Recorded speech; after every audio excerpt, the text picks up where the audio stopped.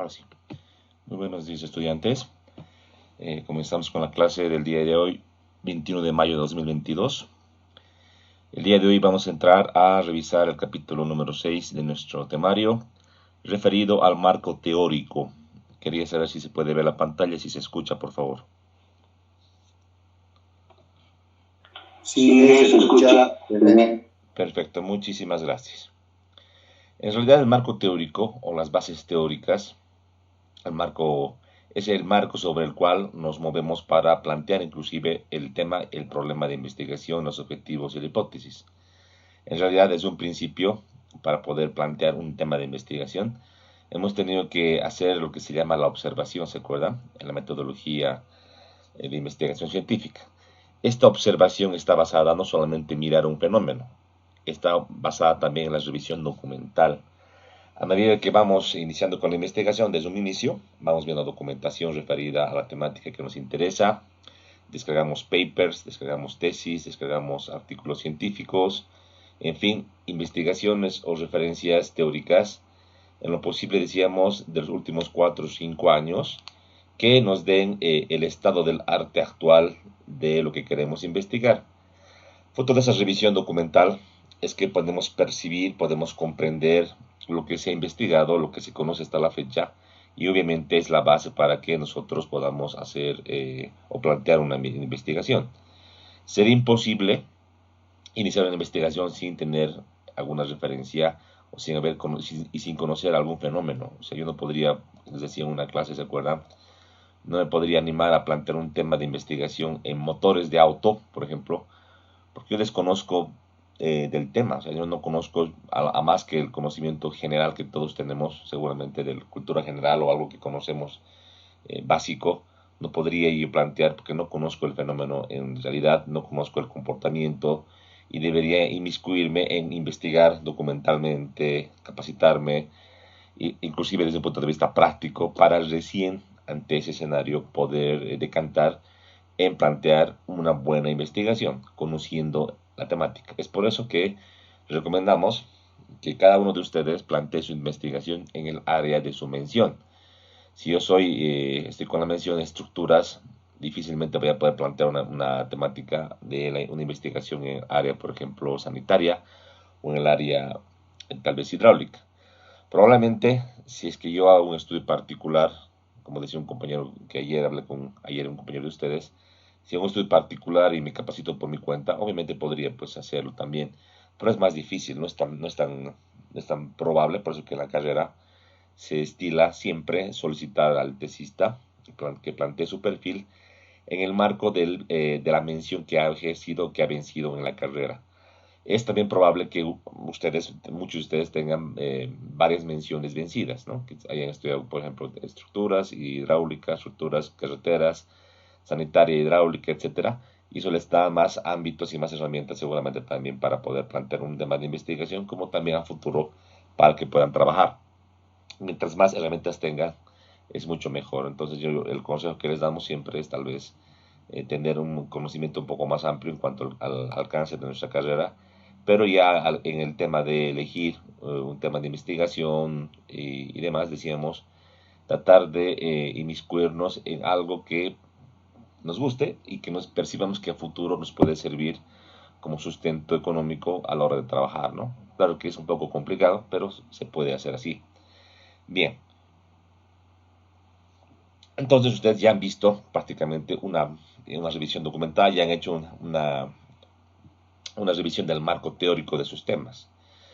A medida que vamos avanzando con la investigación o con la elaboración del perfil, seguimos recopilando información, la seguimos analizando y eso es un tema incremental. Vamos conociendo mejor el fenómeno, tenemos más datos, tenemos más referencias y decíamos podemos ir hacia atrás e ir corrigiendo lo que sería también el problema, objetivos, lo que sería la hipótesis, porque a medida que yo voy conociendo mejor el fenómeno puedo ir ajustando de mejor manera o calibrando o dándole mejor cuerpo a lo que hemos planteado antes de este capítulo. Entonces es válido ir atrás y poder ir ajustando todavía hasta la entrega final del perfil de tesis. ¿Ya? Eso es. Bien. Como objetivos de esta unidad tenemos los siguientes puntos. Primeramente, el identificar el concepto de marco teórico. Posteriormente, comprender el papel que desempeña la literatura en el proceso de investigación. Y como último punto, identificar los métodos recomendados para la redacción del marco teórico. Muy bien. Comencemos con definir qué es el marco teórico. Bueno, de acuerdo a la literatura especializada en el tema, indica que el marco teórico está constituido por un conjunto de teorías, enfoques teóricos, investigaciones y antecedentes, en definitiva, que se consideran válidas para el encuadre correcto de la investigación que se requiere realizar. Este encuadre hace referencia a este marco, ¿no? O sea, de toda una teoría, de toda una realidad, es como agarrar, por ejemplo, y colocar un marco de un cuadro y encasillarnos en algo específico que de una temática para que la investigación se circunscriba solamente bajo ese cuadro. Querer, como les decía a ustedes, tocar toda una teoría general para una investigación no es correcto. Y es frecuentemente lo que pasa. Veo investigaciones o veo tesis o proyectos de grado, por ejemplo, referidos a una temática en puentes, específicamente de puentes, digamos, de hormigón. Y en el marco teórico ponen la teoría del hormigón armado. Me ponen la teoría de osificaciones, la teoría histórica del hormigón. Me ponen inclusive lo que serían las normas, copian las normas de manera general. O sea, no estás bien. No es meter teoría, meter enfoques teóricos por meter. Tiene que haber una suerte de coherencia entre lo que yo estoy investigando y las bases teóricas que yo tengo sobre ese fenómeno. Entonces, muchas veces los documentos se hacen muy ampulosos, 2 tomos, inclusive 3 tomos de empastado, pero cuando uno revisa a conciencia se da cuenta que hay mucha información que no es relevante y podría ser sacada del documento. Es válido que tú como investigador hayas tenido que revisar más documentación de la que presentas, pero a la hora de entregar tu informe o tu documento tienes que encuadrarte en la investigación o en la temática o en el problema que tú has investigado. No es válido que tú nos entregues todo lo que teóricamente has revisado como parte de tu marco teórico. Tienes que enfocarte en la investigación. Entonces, el marco teórico nos da esa suerte de luz o guía para que tú te bases en teorías o enfoques referidas al problema de investigación. Esa es la idea y esa es la definición correcta del marco teórico. Un encuadre correcto, dice, ¿no? Usted se va a dar cuenta que a la hora de redactar, al leer su mismo perfil, se van a dar cuenta y van a discernir qué puede ir y qué es lo que no tiene que ir en este marco teórico que van a entregar en el documento. Obviamente, no les digo que no lean y que no investiguen más documentos referidos tal vez a temáticas similares. No les digo eso, pero deben priorizar y deben catalogar las teorías o enfoques más importantes y más relevantes, no solamente para entregar en el documento, que te sirvan a ti de antecedente para poder citar y hacer referencia desde el antecedente, desde el planteamiento del problema, inclusive decíamos acá en el marco teórico, y después teorías que te sirvan, por ejemplo, para que tú puedas discernir, para que tú puedas, en el tema de la hipótesis, operacionar las variables. Por ejemplo, si no sé cómo se puede sacar un indicador, por ejemplo, para lo que sería fibra de acero, al revisar las teorías, enfoques teóricos, antecedentes, me voy a dar cuenta, por ejemplo, que en alguna investigación ya se probó la fibra de acero y se ha encontrado de que para tener un hormigón que se pueda trabajar, que se pueda mezclar y que funcione, tal vez está en el orden de entre el 5 y el 15%, decíamos, de incorporación en sustitución de la arena. Y si no tengo esa teoría o ese conocimiento, ¿cómo podría yo plantear, en este caso, mi indicador y lo que sería la variación en cuanto a lo que yo puedo colocar en el hormigón? Entonces, si no tengo la teoría esa, no voy a poder avanzar. Entonces, el marco teórico te sirve también para determinar y precisar muy bien los indicadores, sus rangos de variación, como también al final, posteriormente, identificar cómo poder hacer la investigación, vale decir, con qué instrumentos, con qué herramientas, con qué metodologías, básicamente tú puedes sacar datos para sustentar y validar tu hipótesis. Si no tengo ese conocimiento en las teorías, enfoques e investigaciones pasadas, vas a ver algunas metodologías, algunos procedimientos que tal vez no tenías claro o tal vez pensabas que no se podían aplicar y que en definitiva te van a dar una luz para que tú puedas plantear algo similar para tu investigación. Y por último, para poder discutir tus resultados. No hay peor cosa que sacar datos de una investigación, trabajarlos en una planilla, por ejemplo, electrónica, sacar tendencias, trabajar con estadística y solamente redactar en el análisis y en las conclusiones lo que has encontrado. Eso no es suficiente. Lo que tienes que hacer es, en este caso, discutir los resultados en función a las teorías y enfoques teóricos e investigaciones existentes. Es probable que tus datos o tus resultados se marquen o vayan de la mano con ciertas investigaciones. Entonces, tú podrías agarrar y decir que se ha encontrado una tendencia, que se ha encontrado una relación causa-efecto de manera similar, al igual que tal investigación de tal autor, de tal país en tal año. Es lo mejor que puedes hacer. Estás sustentando de una mejor manera tu análisis y conclusión. Como también es probable que tú encuentres algunos datos o encuentres algunas tendencias que tal vez contravengan alguna investigación o algún enfoque conocido. Y es probable porque esas investigaciones, en lo posible, no han sido realizadas para específicamente el tema que tú has hecho, con las condiciones específicas tal vez del clima de Cochabamba o con las características particulares del material que tú has utilizado. Entonces, es bueno que tú expliques y trates de, en este caso, hacer ciertamente ese sustento, o si va en contra de lo que tú has encontrado, que pongas en este caso y averigües el por qué ha pasado esto, ¿no? Eso ayuda a mejorar el conocimiento y la comprensión del fenómeno, ¿no? Además que te va a servir para tal vez calibrar alguna distorsión, algún error que esté cometido en un ensayo, etc. Entonces, realmente ahí viene la importancia del marco teórico. Desde un principio, a la hora de plantear el problema de investigación, hasta incluso el final, hasta lo que sería la discusión de resultados, ¿verdad? Ahí está la importancia. Bien, dentro del marco teórico vamos a hablar de algunos antecedentes nacionales e internacionales. Los antecedentes, como su nombre lo indica, son estudios previos que se desarrollan por otros investigadores y en este caso tiene que tener referencia al tema que tú vienes investigando.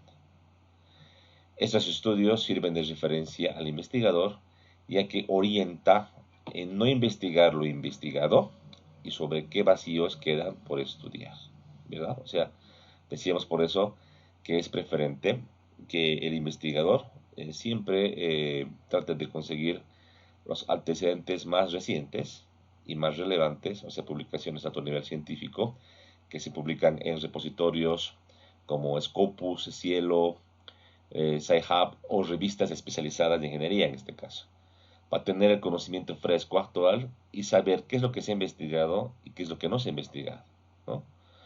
A veces hay investigaciones que plantean también hipótesis que las han verificado que no son ciertas, que son falsas, y te van a servir a ti para no investigar o no seguir esa línea de investigación o plantear una hipótesis similar, ¿verdad? Sin embargo, muchas veces las investigaciones en el área de ingeniería civil están muy vinculadas, decíamos, con el sitio, el lugar, la altura, el clima, la radiación solar.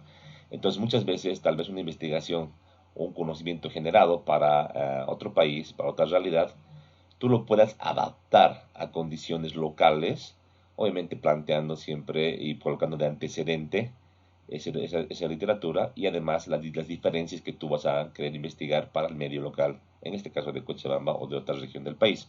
Entonces también es valedero eso porque te va a dar, como te decía, una referencia o tal vez un antecedente muy claro, específico sobre lo que tú quieres y vas a investigar.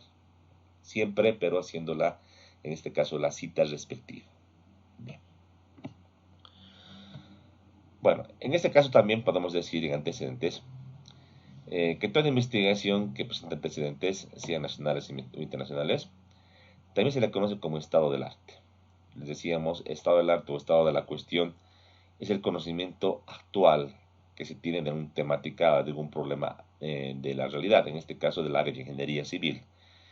Eh, para explicar el estado del arte, por ejemplo, nunca me voy a olvidar, el ingeniero Florero, nuestro colega docente de la carrera, eh, debe ser desde el año 2017 que yo he conocido, ha ido haciendo unas, en este caso, conferencias, tanto en la carrera como también a nivel departamental y nacional, del estado del arte de Puentes en Arco. Creo que era así el título específico de su ponencia.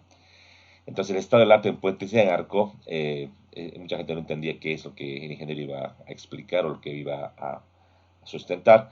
Y lo que él ha hecho básicamente es explicar y, en este caso, presentar lo que se conoce a la fecha acerca del diseño y construcción de puentes en arco.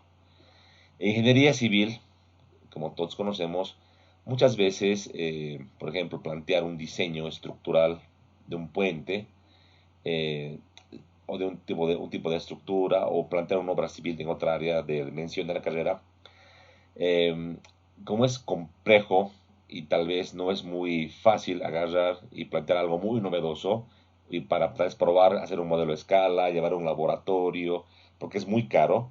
Muchas veces los ingenieros, y también esto pasa en las universidades, nos basamos en lo que está construido, en lo que se conoce y lo que ha funcionado, obviamente, ¿no? Y que no ha tenido problemas.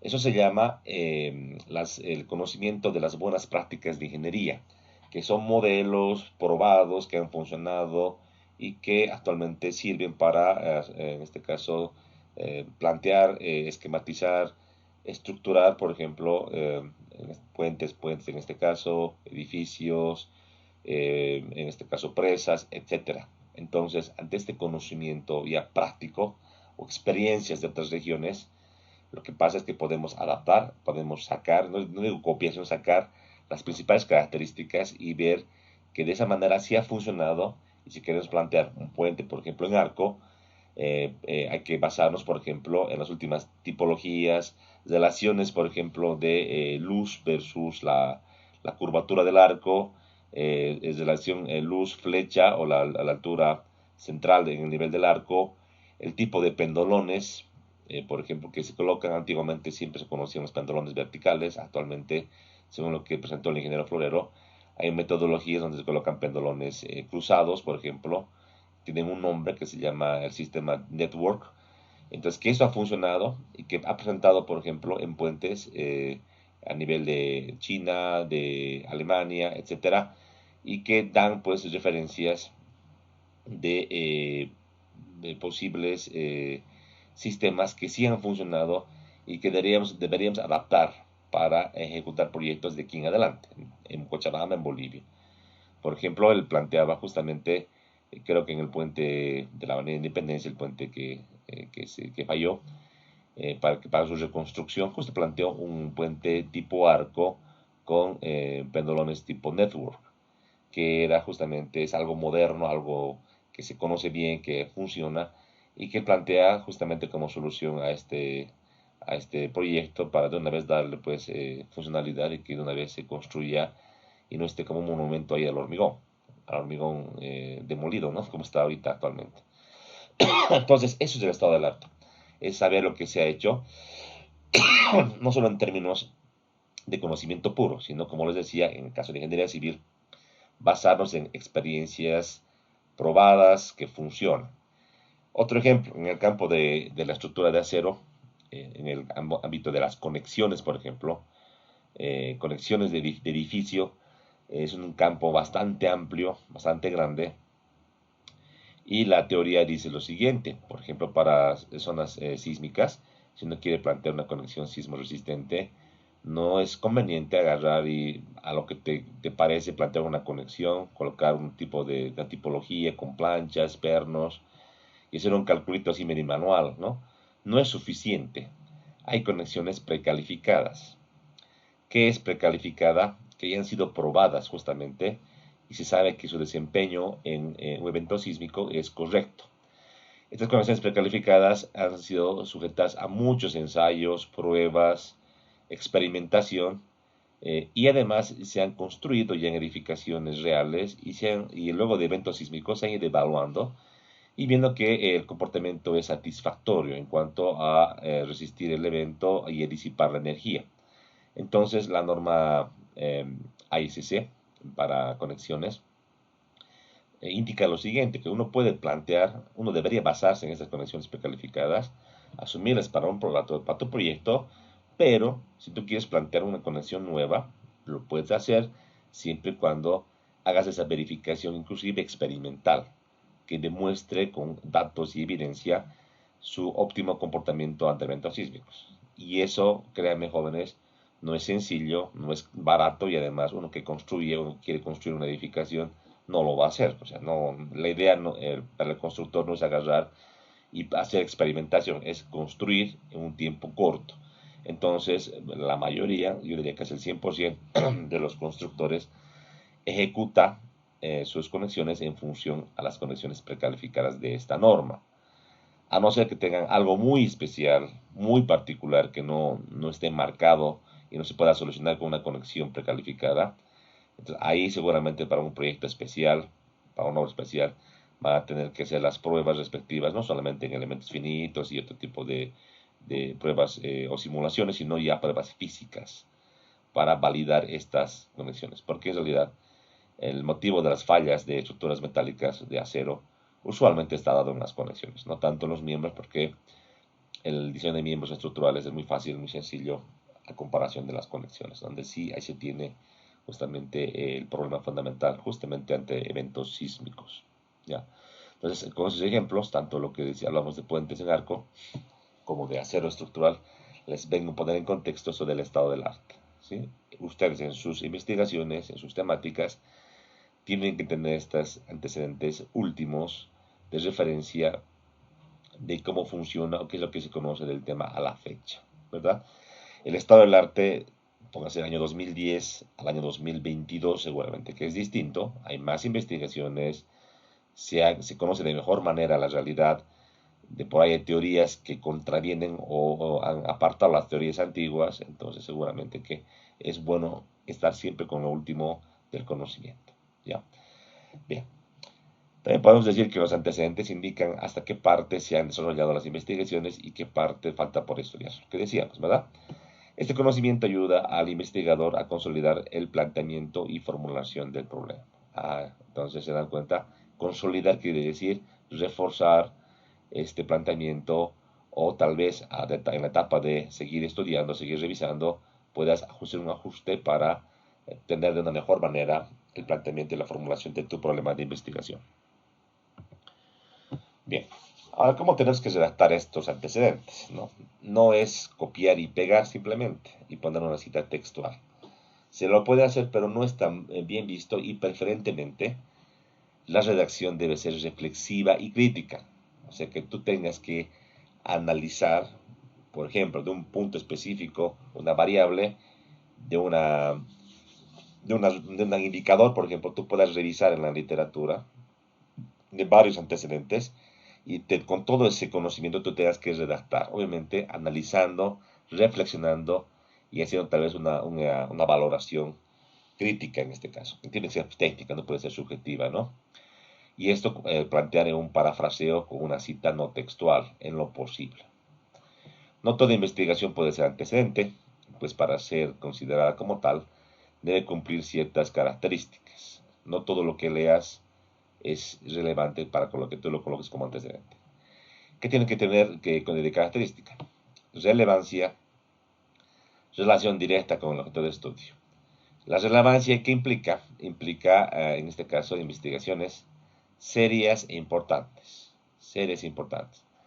¿Dónde encontramos investigaciones serias e importantes? Usualmente en repositorios de alto nivel científico, que han sido validadas, han sido muy bien filtradas para su publicación. Pues decíamos, por ejemplo, Scopus, el Ciber, no publican un artículo porque sí, porque tú les pasas y ellos publican. Ellos tienen un comité que revisa el documento, te pide las evidencias, inclusive la redacción y por lo que yo conozco, muchos colegas investigadores de nuestra universidad tardan tiempo hasta que se apruebe su documento para su publicación. O sea que tiene revisión, no es cualquier documento. Entonces, no todo puede ser, en este caso, publicado o usado como antecedente, sino estudios serios. Como también, en este caso, la relación directa se refiere a lo que a lo que indicamos la coincidencia de las variables con las nuestras. Entonces, si yo tengo un antecedente de un estudio del hormigón, pero habla, por ejemplo, no sé, pues de durabilidad, y mi planteamiento es buscar el hormigón y la resistencia a compresión, son dos cosas totalmente diferentes, son dos variables distintas. Si bien hablan del mismo hormigón, pero uno habla de la resistencia, otro habla de la durabilidad, entonces probablemente no me sirva para que yo coloque como un antecedente. De que puedo revisar, puedo leer, porque hay alguna vinculación, tal vez sí, pero probablemente no me sirva como antecedente para redactarlo en mi marco teórico. ¿Se dan cuenta? Eso es algo importante. Bien, los antecedentes tienen que estar desarrollados adecuadamente. ¿Por qué? Porque en el futuro servirán para relacionar sus resultados con los obtenidos en nuestro estudio. Es lo que decíamos, ¿se acuerdan? Van a poder servir para discutir los resultados o relacionar los mismos. Esta situación ayudará a desarrollar la discusión de los resultados. Y esto ya hemos hablado, hemos explicado. Bien, ahora, en definitiva, ¿qué elementos debe contener cada antecedente?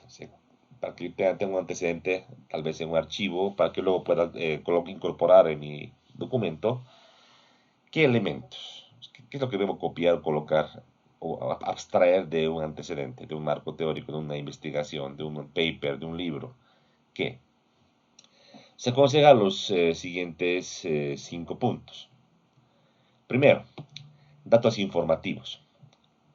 Acá en este capítulo deben considerarse los datos del autor, el título de la investigación o tesis, el lugar en el que se sustentó o desarrolló la investigación o el documento y la ciudad o país.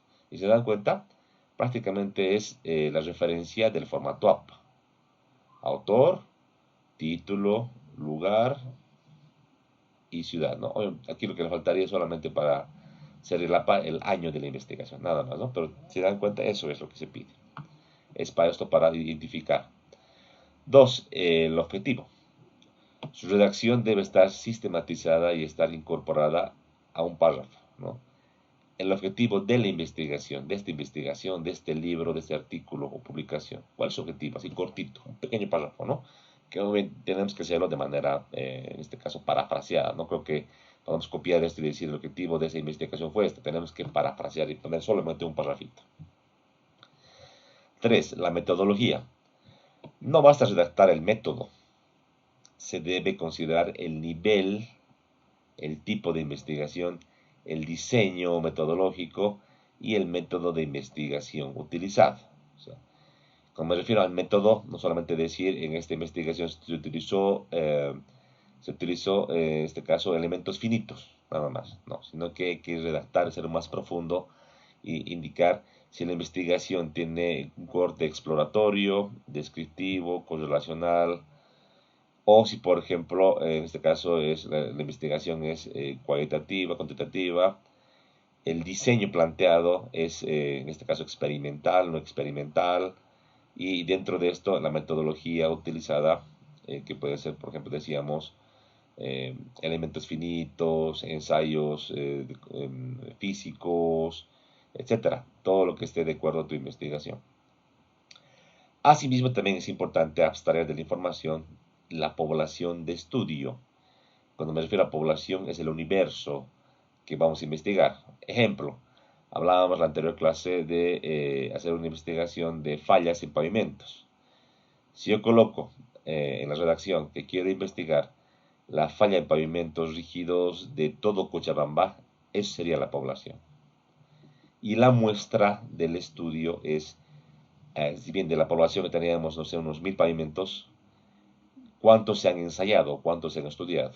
Toda investigación seria, como les decía, usualmente no va a estudiar toda la población porque no es suficientemente coherente y no hay recursos suficientes en tiempo para poder hacer una investigación en toda la población, sino que se saca una muestra y solamente la muestra se la saca de manera estadística.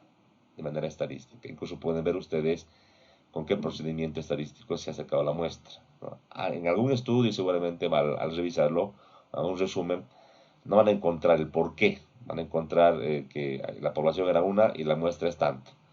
Y no dice el por qué. Hay que tratar de investigar. Es bueno porque también te va a dar datos a ti o referencias de cómo el investigador o investigadores han sacado una muestra representativa de ese total. Posteriormente también, luego del muestreo, ver cómo han hecho la recolección de los datos y su procesamiento también, ¿no? Obviamente la recolección a través del método que han planteado, ¿sí? Pero el procesamiento de los datos es importante. ¿Cómo lo han procesado? ¿Qué han hecho? ¿Han aplicado estadística? ¿Han usado planillas electrónicas? ¿Cómo han hecho? Importante también para poder tener claro. Y todo lo que está aquí con rojo, en este punto número 3, te va a servir a ti para que tú en tu investigación puedas, tal vez de manera análoga, en algún caso, puedas plantear tal vez un muestreo similar, un tipo de método de recolección de datos, o tal vez inclusive el método de procesamiento de datos similar. Tal vez vamos a un paquete, un software específico, no Excel, tal vez un software específico para procesar la información. Eso tenemos que recolectar y nos va a dar ideas y luces para poder trabajar en nuestra investigación, ¿sí? Bien. Como punto, en este caso 5, pero cuarto, tenemos los resultados de la investigación. Básicamente, ¿qué es lo que se ha encontrado? Luego de hacer todas las pericias, todas las pruebas y toda la discusión de los resultados, todo lo que se ha obtenido, acá en este punto, encontrar y ver qué es lo que se ha arribado con la investigación. Obviamente, esta información debe ser sistematizada con carácter cuantitativo. Preferentemente, si la investigación es cuantitativa, plantearlo con números, con porcentajes o con la relación que ellos han encontrado a tendencia en cuanto a la investigación, ¿no? En este capítulo no es bueno colocar tablas ni gráficos, simplemente de manera puntual y concreta qué es lo que se ha encontrado numéricamente, si se puede. Y en el punto final, en el punto 5, las conclusiones de esa investigación. Aquí es un breve resumen de los aspectos más importantes de los resultados. En este caso, las conclusiones están estrechamente relacionadas con los objetivos. Los objetivos de la investigación o del artículo planteaban ciertamente a dónde se quería llegar. Entonces, en base a eso, revisar las conclusiones y ver a lo que se ha arribado, a lo que se ha realizado. Es un breve resumen, ¿no? Entonces, esos 5 puntos que acabamos de revisar es lo que uno debería tener esta lupa o ese enfoque para poder leer un artículo o un documento. Es decir, cómo lo he enfocado. Prácticamente para no irnos por las ramas, datos, el objetivo, la metodología, resultados y las conclusiones. Cortito, ¿no? Ahora, para tener algo sistematizado, porque ustedes van a revisar muchos documentos y siguen revisando, y tener en orden, porque uno puede leer un documento, digamos, y tenerlo listo el día de hoy, y hasta que hagas tu tesis, de que iba a pasar unos 3, 4, 5 meses, y tal vez vas a necesitar cierto documento que te acuerdas, que habéis leído un dato, para poder discutir tus resultados o para plantear una metodología. ¿Y cómo haces, no? ¿Qué libro era? Mucha, no, buscaré mis PDFs en la computadora, no encuentro y es una serie de desorden y pasa, les cuento. A mí también me ha pasado muchas veces de tener algo ya definido, saber dónde, en qué lugar hay una metodología de diseño, por ejemplo, un ejemplo similar, y no nos acordamos, ¿no? ¿Dónde estará? Y no lo encontramos en definitiva, ¿no? Y buscamos y no lo encontramos. Ante este escenario, ¿qué se puede hacer? Para ser organizados, se aconseja hacer lo que se conoce como una ficha bibliográfica. La ficha bibliográfica, si bien es algo antiguo, añejo, que siempre se hacía en papelitos y que tiene este formato, en media hoja carta, que se hacía así, y que, por ejemplo, la biblioteca de nuestra universidad y otras tienen de manera impresa, se la puede elaborar de manera digital también, de manera digital, y tener esto en un archivo para posteriormente, cuando tengamos que regresar y volver a revisar en qué documentos hemos podido leer, alguna información, alguna metodología, podemos volver y revisar rápidamente qué documento es. Entonces, hay que armar una ficha en lo posible en media hoja carta. Si no se puede, hasta en una hoja. Todo lo que hemos hablado, los 5 puntos: datos, objetivos, metodología, resultados de la investigación, resumen y conclusiones, debería estar en esta fichita. Y si se dan cuenta, en la fichita tenemos en la parte superior izquierda el autor, título y el año, editorial, ciudad y país. Es lo que nos pide justamente datos informativos. Posteriormente, en este resumen, o este cuerpo, tendría que estar muy bien detallado y de manera muy sintética. Objetivos, metodología, resultados, resumen y conclusiones. Aquí debería estar, ¿no? Obviamente es difícil poner todo en un parrafito chiquito, por eso que yo les doy digamos, el margen para que lo puedan hacer en una hoja carta, hasta una hoja carta máximo, ¿no? Hay que tratar de ser sintético. Y en el último nivel, en la última filita de abajo, como está puesto acá, si es un libro, se puede colocar la edición, ¿no? Segunda edición, tercera edición, depende del libro que he encontrado. Si es un paper o una investigación, no habrá esta filita de aquí abajo, ¿verdad? Entonces, esto es algo que, créanme, les va a ayudar mucho a ustedes, no solamente en el ámbito de investigación científica, sino en el ámbito de conocimiento. Uno cuando estudia, uno cuando revisa documentos, cuando lee, a veces encuentra joyas de documentos que te pueden servir para algo específico y que no lo utilizas ahora, y sino de que un tiempo, que un par de años, te acuerdas, tienes que hacer un trabajo, un diseño, y buscas el documento y no lo encuentras, ¿no? Y realmente es penoso que pase eso, pero ocurre por no ser organizados. Entonces, qué mejor tener una ficha como esta. Lo van a elaborar esto en Word. Hay también programas o aplicaciones donde uno puede hacer este tipo de fichas. Existe, ¿sí? Sin embargo, para evitarnos ese tema de perder el tiempo, hay que hacer estas fichitas. Entonces, para concluir la clase de hoy día, les voy a dar un trabajo. El trabajo es el siguiente. Tienen que armar las fichas bibliográficas, como están acá. Las van a armar en función justamente de los documentos que hayan ido revisando. Ustedes me han entregado esta noche sus formularios número 2. En base a los formularios, se supone que ustedes ya han leído bastante documentación, ya tienen preciso lo que es, en este caso, por lo menos unos 3, 4, 5 documentos entre papers o libros, que hemos dicho que tienen que colocar. Pedimos 10 en su formulario 2, pero por lo menos 5. Y quiero yo de 5 documentos principales de sus temas de investigación que los coloquen en este formatito. Repito, en media o hasta una hoja carta. Con este formatito, el tipo letra, ustedes lo pueden definir. No le pongan APA porque en APA va a salir muy espaciado. Haga algo similar a lo que está aquí mostrado. Obviamente el título en cursiva como está acá. El apellido principal del autor o de los autores en mayúscula como está acá.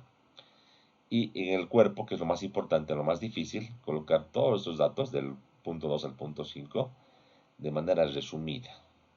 Si no quieres de corrido, puedes colocar un puntito aparte, objetivo, puntito aparte, metodología, punto aparte, resultados de la investigación, punto aparte, conclusión, si quieres. Pero la idea es que ustedes coloquen en esta hojita. Esta tarea es sumamente importante y la van a subir a la plataforma. Yo voy a generar ahora. Les voy a dar un tiempo de máximo una hora, aunque sé que tienen clases después también. Tienen sus clases, entonces no sé específicamente cómo lo vamos a hacer. Les voy a dar hasta el fin del día. Tienen algunas clases de la materia de mecánica de suelos aplicada, entonces hasta el fin de la tarde les voy a dar el tiempito. Como ya han leído, ya tienen claros los documentos, que nos coloquen en este formatito. 5 por lo menos, 5 documentitos. Eso vale un puntaje alto. Yo sé que ustedes han trabajado, han hecho su perfil, se les ha costado, o su formulario, perdón. Y hacer este formatito no va a ser tan difícil. Obviamente tienen que tratar de resumir acá en este cuerpito y poner lo más importante tal como hemos explicado. Entonces, la tarea es, en este momento yo lo voy a plantear y ustedes tienen que ir haciendo. Ahora aprovechen el tiempo de ir haciendo y cualquier duda que tengan me van a avisar. En este momento yo les voy a ir guiando. ¿Se entendió la tarea? ¿Se entiende?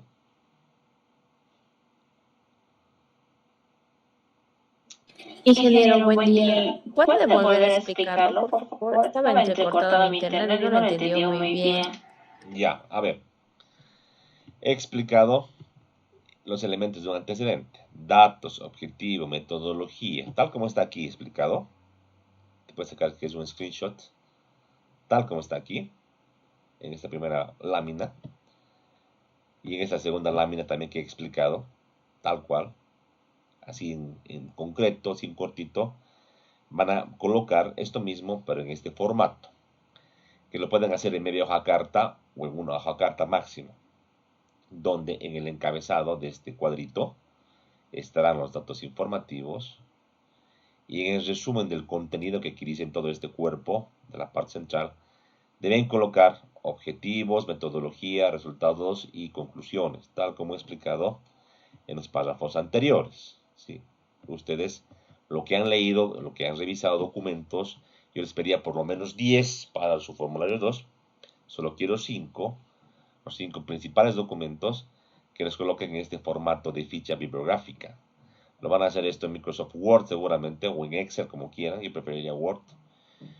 Y los van a subir hasta la tarde, tarde-noche, a la plataforma Classroom.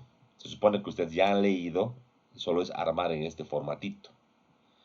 Que no tiene que ser muy largo, tiene que ser lo más sintético posible. Obviamente, cumpliendo esto que acabo de explicar, que tenga esos contenidos en cuanto a objetivo, sobre todo la metodología, es decir, tipo de investigación, su nivel, su diseño, qué métodos ha utilizado, si es que es una investigación de corte cuantitativo, la población, la muestra, la recolección de los datos y su procesamiento. Esto obviamente, ¿dónde lo sacas? Leyendo, has leído el documento, todavía lo puedes leer e identificar cómo se ha hecho. Todo esto, juntamente con lo que se ha encontrado de manera puntual y las conclusiones de manera resumida, hay que colocar en un formatito de ficha. ¿Sí? Como no van a poder copiar y pegar porque no echaré todo, tienen que colocar esto en sus palabras, tienen que sintetizar a lo mínimo que tiene que ser legible. Hemos dicho que si no quieren decir corrido, que puede un poco explicar, puede un poquito perjudicar, pueden colocar con un espacio, o sea, colocar un punto aparte, objetivos, punto aparte, metodología, punto aparte, resultados, punto aparte, conclusiones. Lo pueden hacer así. La última filita hemos dicho que es la edición. Si no es un libro, si es un artículo, un paper, no tiene edición, pues eso se elimina, no lo pones en blanco. Si es un libro, sí colocas la edición del texto. Eso es. Eso para el día de hoy hasta el final de la tarde. Sé que tiene mecánica de suelos, hace sus clases normales, no hay problema, y les va a dar tiempo suficiente para que suban esta información. ¿Sí? Los que han hecho de 2 personas, bastará que hagan un solo trabajo y van a colocar solamente uno de ellos va a poner en los comentarios el trabajo de quién es de las personas, de los dos que han hecho el documento. Si es individual, lo sube cada uno de ustedes. Eso es. ¿Ya? Entonces quedamos acá. Yo les voy a dejar este ejemplo, si quieres así, y se los voy a subir también como imagen. Y en este momento creo la tarea y vayan trabajando, vayan haciendo. Pasen sus clases en la mañana y después, posteriormente en la tarde noche me lo van a subir. ¿Sí? En formato Word más. ¿Ya? Muy bien, quedamos aquí y continuamos el día martes con nuestro avance. Iré revisando lo que serían sus formularios 2 para darle su devolución y para que podamos ir también discutiendo. ¿Sí? Muchísimas gracias, muy buenos días. Hasta luego, Miguel. Hasta luego, gracias.